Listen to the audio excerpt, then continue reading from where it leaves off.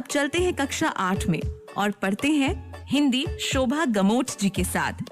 आज की कक्षा की योजना का संपादन हरिदत्त शर्मा जी ने किया है। बच्चों, आज हम भगवती चरण वर्मा जी द्वारा रचित दीवानों की हस्ती कविता पढ़ेंगे। आप कविता व भावार्थ सुनते समय आपके विचार कॉपी में जरूर लिखना और आपने जो नए शब्द सीखे उन्हें भी लिखना मत भूलना। प्यारे बच्चों, नमस्ते। आज हमारे देश समेत सारा विश्व कोविड-19 नामक महामारी से जूझ रहा है। इसी परिस्थितियों में सभी सहमे हुए एवं डरे हुए हैं, लेकिन समय कभी एक जैसा नहीं रहता। कहने का तात्पर्य है कि हमारे जीवन में कभी सुख तो कभी दुख का सिलसिला चलता ही रहता है। अतः हमें हर परिस्थिति को समझते हुए उसका सामना करना चाहिए। प्यारे बच्चों, मुझे इस संदर्भ में एक कवि की लिखी कुछ सुंदर पंक्तियां याद आ रही हैं। दो बात कही, दो बात सुनी, दो बात कही, दो बात सुनी, कुछ हंसे और फिर कुछ रोए। छककर सुख दुख के घूंटों को हम एक भाव से पिए चले। छककर सुख दुख के घूंटों को हम एक भाव से पिए चले। इन पंक्तियों में भी कवि ने बताया है कि जीवन में जो सुख दुख के भाव है उन्हें एक समान रूप से स्वीकार करते हुए आगे बढ़ते रहना चाहिए। अर्थात कवि कहते हैं कि मेरा स्वभाव चलने का है, परंतु वह जहाँ रुकते हैं वहाँ लोगों से प्रेम भरी बातें करते हैं तथा उनकी बातें सुनते हैं और उनसे अपना तथा उनका सुख दुख बांटते हैं तथा सुख दुख रूपी अमृत का घूंट पीकर वह फिर नए सफर पर चल देते हैं। इन पंक्तियों में कवि ने बहुत ही अच्छी बात बताई है। बच्चों, मैं जानती हूँ कि आपको यह जानने की जिज्ञासा व उत्सुकता हो रही होगी कि ये सुंदर पंक्तियाँ किसके द्वारा लिखी गई है। ये पंक्तियाँ हिंदी के प्रसिद्ध साहित्यकार श्री भगवती चरण वर्मा जी ने अपनी कविता दीवानों की हस्ती में लिखी है। प्यारे बच्चों, श्री भगवती चरण वर्मा जी का जन्म 30 अगस्त 1903 में उत्तर प्रदेश के उन्नाव जिले में हुआ था। उन्हें साहित्य एवं शिक्षा के क्षेत्र में भारत सरकार द्वारा सन 1971 में पद्म भूषण से सम्मानित किया गया था। इन्होंने हिंदी साहित्य जगत में प्रारंभ में कविता लेखन किया, फिर बाद में वे उपन्यासकार के रूप में प्रसिद्ध हुए। दीवानों की हस्ती कविता में भगवती चरण वर्मा जी ने अपने प्रेम से भरे हृदय को दर्शाया है, क्योंकि कवि का स्वभाव बहुत ही प्रेमपूर्ण है। संसार के सभी व्यक्तियों से वह प्रेम करता है और खुशियाँ बांटता है। यही सब इस कविता में दर्शाया गया है। वो अपने जीवन को अपने ढंग से जीते हैं, मस्त मौला है, चारों ओर प्रेम बांटने का संदेश देते हैं। इस कविता के द्वारा एक सीख देते हैं कि हमें सबके साथ प्रेमपूर्ण व्यवहार करना चाहिए। वे खुशियों का संचार करते हैं, जहाँ भी जाते हैं खुशियाँ बिखेरते हैं और जीवन में असफल हो जाने पर, हार जाने पर भी किसी को दोष नहीं देते। इस कविता में संदेश देते हैं कि हमें अपनी सफलता और असफलता का श्रेय स्वयं को ही देना चाहिए, क्योंकि अगर हम असफल होते हैं तो उसमें भी कहीं न कहीं दोष हमारा ही होता है, किसी और का नहीं। और सफल होते हैं तो भी श्रेय हमारा ही होता है, क्योंकि मेहनत हमने की होती है। यह इंसानियत की बहुत ही बड़ी बात जो कि कवि में देखी गई है। तो बच्चों, आओ अब हम भगवती चरण वर्मा जी की इस सुंदर कविता दीवानों की हस्ती का स्वस्वर वाचन करें। हम दीवानों की क्या हस्ती, हम दीवानों की क्या हस्ती है, आज यहाँ कल वहाँ चले। मस्ती का आलम साथ चला, हम धूल उड़ाते जहाँ चले। आए बनकर उल्लास अभी, आंसू बनकर वह चले अभी। सब कहते ही रह गए, अरे तुम कैसे आए, कहाँ चले, किस और चले, यह मत पूछो। चलना है बस इसलिए चले, जग से उसका कुछ लिए चले, जग को अपना कुछ दिए चले।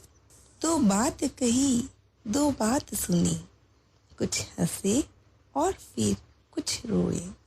छक कर सुख दुख के घूंटों को हम एक भाव से पिए चले। हम भिख मंगों की दुनिया में स्वच्छंद लुटाकर प्यार चले। हम भिख मंगों की दुनिया में स्वच्छंद लुटाकर प्यार चले। हम एक निशानी सी उर पर ले असफलता का भार चले। अब अपना और पराया क्या, अब अपना और पराया क्या, आबाद रहे रुकने वाले। हम स्वयं बंधे थे और स्वयं हम अपने बंधन तोड़ चले। हम अपने बंधन तोड़ चले। हम दीवानों की क्या हस्ती है, आज यहाँ कल वहाँ चले। मस्ती का आलम साथ चला, हम धूल उड़ाते जहाँ चले। हम धूल उड़ाते जहाँ चले। भगवती चरण वर्मा। प्रस्तुत कविता में कवि का मस्त मौला और बेफिक्री का स्वभाव दिखाया गया है। इस कविता में भगवती चरण वर्मा जी कहते हैं कि अपनी मस्ती में रहने वाले लोगों की क्या हस्ती, क्या अस्तित्व है, कभी यहाँ है तो कभी वहाँ। यानी कि जो मस्त मौला जैसे व्यक्ति है वो कभी भी एक जगह नहीं ठहरते। आज यहाँ है तो कल कहीं और। कवि कहते हैं कि हम अपनी मस्त मौला आदत अनुसार जहाँ भी गए प्रसन्नता से धूल उड़ाते चले, मौज मजा करते चले। कवि मस्त मौला है, अपने मन मर्जी के मालिक हैं। वे अलग अलग जगहों पर जाते रहते हैं। वे जहाँ पहुँचते हैं खुशियाँ लुटाते हैं और वहाँ से आगे निकल चलते हैं। तो लोग कहते हैं कि अरे तुम कब आए और कब चले गए, पता ही नहीं चला। मस्त मौला स्वभाव का व्यक्ति जहाँ भी जाता है खुशियाँ फैलाता है। वह हर रूप में प्रसन्नता देने वाला है, चाहे वह खुशी हो या आंखों में आया आंसू हो। संसार जब कवि से जानना चाहता और वो किस ओर जा रहे हैं तो वे कहते हैं कि ये मत पूछो कि मैं कहाँ जा रहा हूँ, क्योंकि मेरी कोई निश्चित मंजिल नहीं है। मैं चलता हूँ क्योंकि मेरा स्वभाव चलने का है। वह कुछ यादें संसार को देकर और कुछ यादें लेकर अपने नए नए सफ़र पर चलते रहते हैं। कवि सांसारिक नहीं है, वे दीवाने हैं। वह संसार के सभी बंधनों से मुक्त है। कवि के अनुसार ये संसार भिखारी है, इसके पास प्रेम नामक धन नहीं है, किंतु कवि पूरी आज़ादी से सब जगह प्रेम लुटाते चलते हैं, क्योंकि कवि सारे संसार को अपना मानते हैं, इसलिए वे बंधन मुक्त हैं। इतना प्रेम होते हुए भी एक सफल सांसारिक व्यक्ति न बन पाने की दर्द या निशानी उनके हृदय में है और यही भार उनकी असफलता है। कवि के अनुसार संसार में कोई अपना और कोई पराया नहीं है। वे कहते हैं वे स्वयं बंधनों में बंधे थे और स्वयं इन बंधनों को तोड़कर आगे चलते जा रहे हैं तथा जिस जीवन को उन्होंने खुद चुना है उससे वे प्रसन्न है और सदा चलते रहना चाहते हैं। प्यारे बच्चों, अब हम इस कविता में आए कुछ कठिन शब्दों का उच्चारण व उनका आशय समझते हैं। दीवानों, अपनी हस्ती में मस्त रहने वाले। दीवानों, अपनी मस्ती में मस्त रहने वाले। हस्ती यानी अस्तित्व, मस्ती यानी मौज, आलम यानी दुनिया, उल्लास, खुशी, जग, संसार। छक कर यानी तृप्त होकर, स्वच्छंद, आजाद, उर यानी हृदय, भिखमंगों, भिखारियों।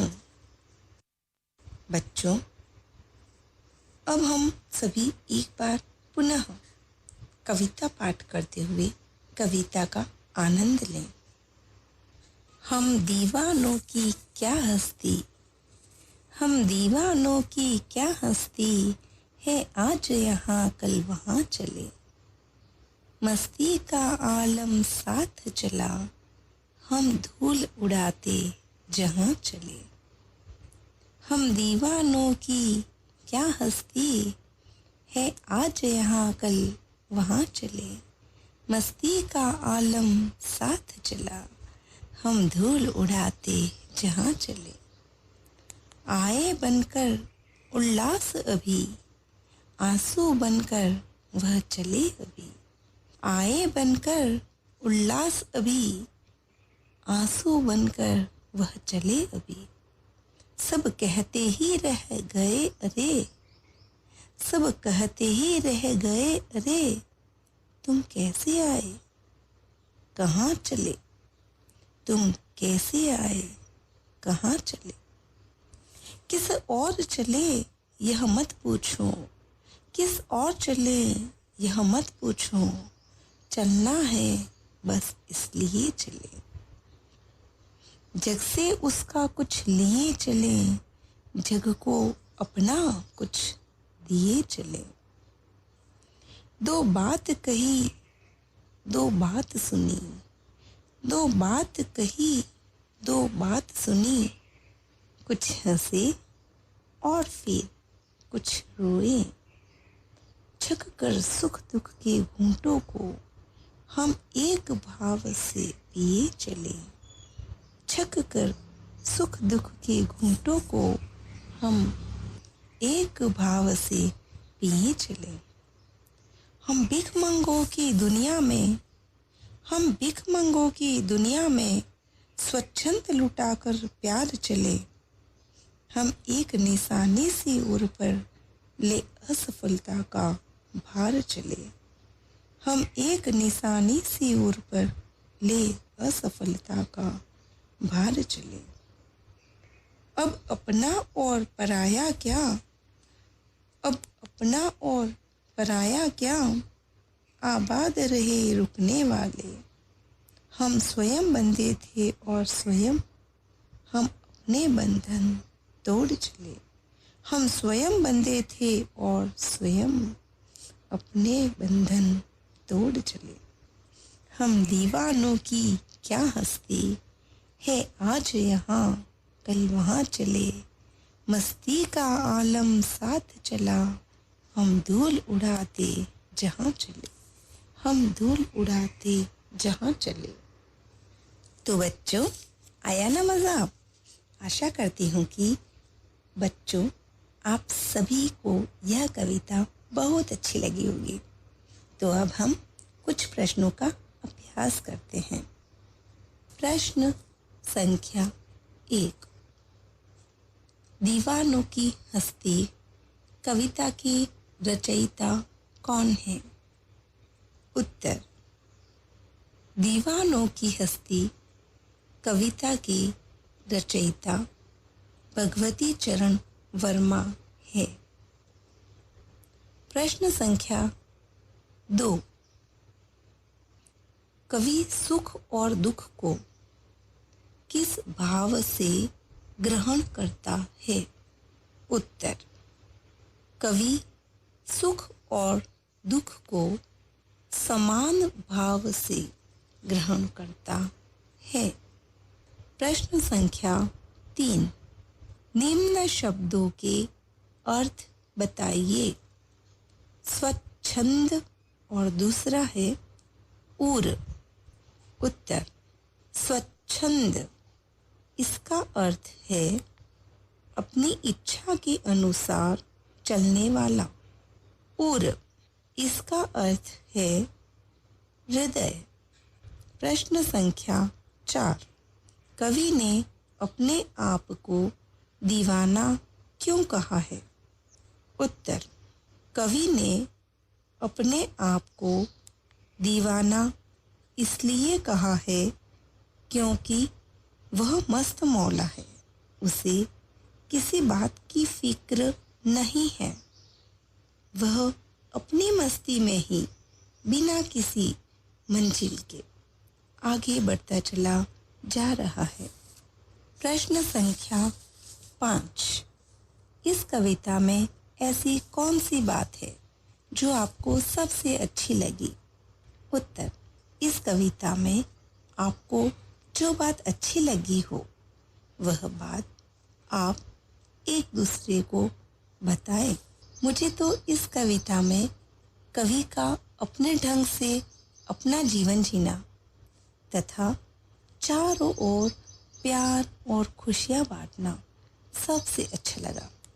कवि अपने जीवन की असफलता के लिए किसी अन्य को दोषी नहीं ठहराता। यह भी अच्छा लगा।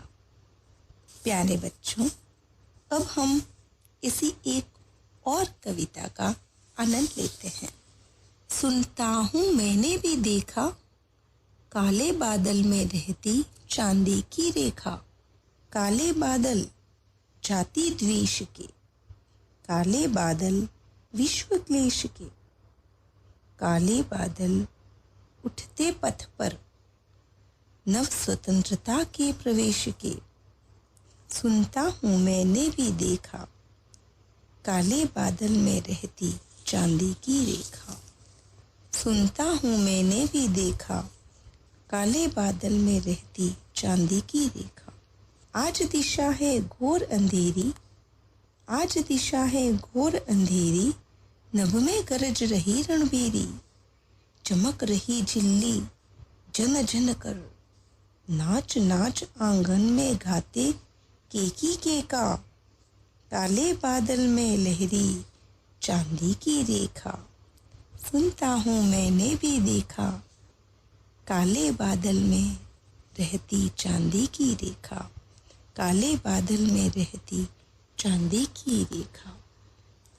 उपर्युक्त कविता सुमित्रा नंदन पंत द्वारा रचित है तथा इसमें घने काले बादलों की तुलना मानव समाज पर मंडराती विपत्तियों से की गई है तथा इन बादलों के बीच चमकती चांदी की रेखा जैसी बिजली को आशा की किरण के समान बताया गया है। तो प्यारे बच्चों, आप भी कुछ इस प्रकार की अन्य रोचक कविताओं का संकलन कर सकते हैं और उन कविताओं को अपने विद्यालय में, प्रार्थना सभा में, बाल सभा में आदि जगह सुना सकते हैं। इससे आप में आत्मविश्वास की वृद्धि होगी और आपको बहुत ही मजा आएगा। धन्यवाद। हम दीवानों की क्या हस्ती, हम दीवानों की क्या हस्ती है। आज यहाँ कल वहाँ चले, मस्ती का आलम साथ चला। हम धूल उड़ाते जहाँ चले, हम धूल उड़ाते जहाँ चले। आपने इस कविता के प्रश्न उत्तर भी शिक्षिका के साथ किए, तो इसी तरह आप भी कविताओं का संकलन कर सकते हैं और उन्हें बाल सभा में सुना सकते हैं। अपनी कक्षा में लगा सकते हैं और अपने घर पर भी सबको सुना सकते हैं।